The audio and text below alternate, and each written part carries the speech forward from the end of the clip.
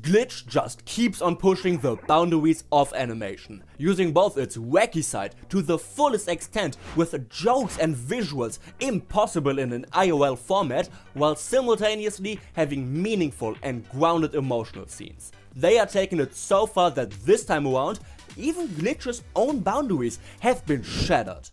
We just got an amazing digital circus episode without someone having a mental breakdown. After Zubul, Kinga and Gangle all got a storyline about their mental state, this episode has a shared focus that's less emphasized and more spread out around the 25-minute runtime while still being crucial to a lot of moments. Will mom or dad get the custody over the newborn? I'm 25 years old. Wagatha's and Jack's beef get elevated from two characters that simply hate each other's personality to two people fighting over who gets to be friends with the new kid. And that's despite heavy allusions that the two of them were apparently quite close at some point. Wagatha's constant, forced positivity seemingly caused Jax to turn away from her in a similar fashion to what Gangle did.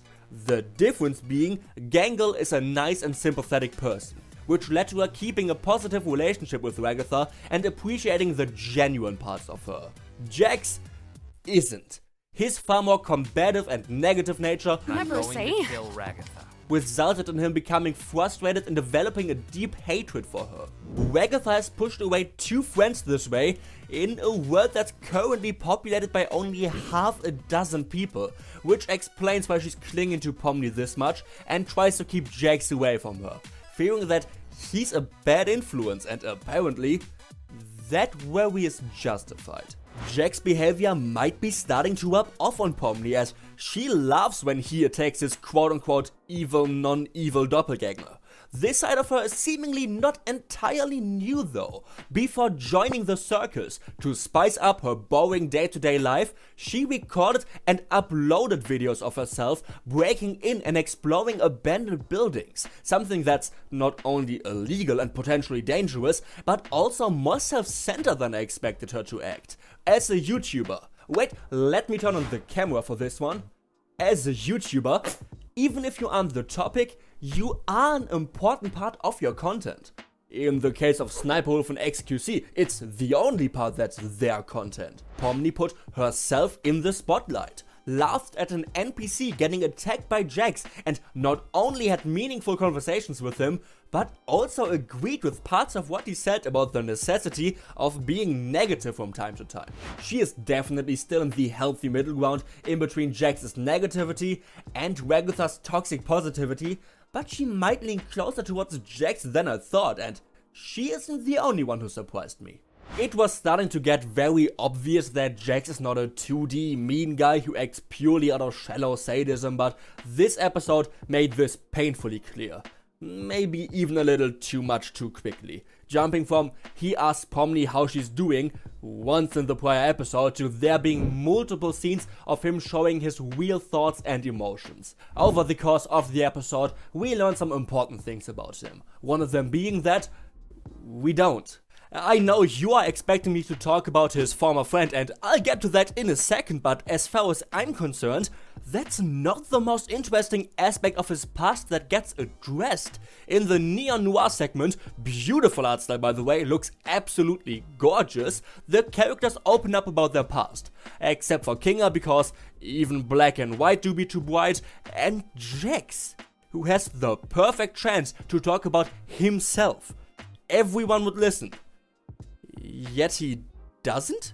That sounds like an opportunity he would immediately go for, so why didn't he? Is his past too traumatic?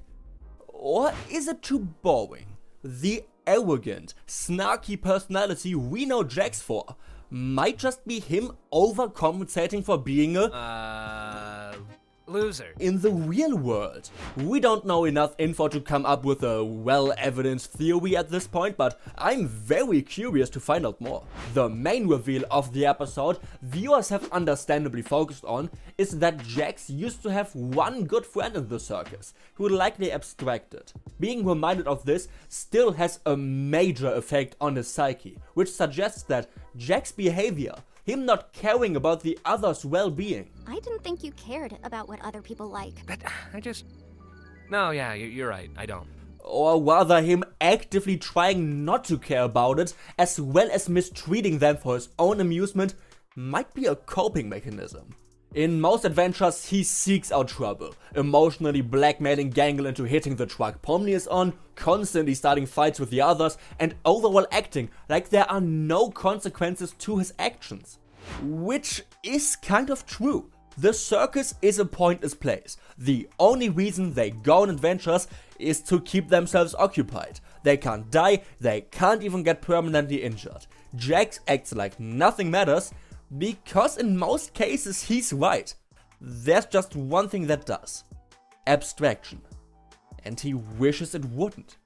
While showing that JAX is indeed a troubled sad boy will without a doubt make some people confuse the reason a character acts a certain way, with them being justified in doing so. A warm welcome to all the Stolas defenders. I certainly believe extending JAX's character this way does make him a lot more interesting, and him losing a friend being part of why he's trying to get closer to Pomni is a very interesting parallel to Agatha.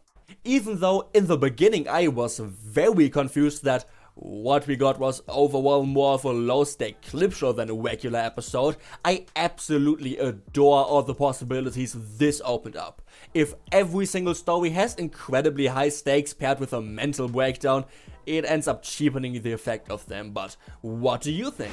Did you enjoy episode 5? Or were you disappointed at the lack of a big climactic moment? Tell me in the comments down below, and if you enjoyed this video, please leave a like and subscribe.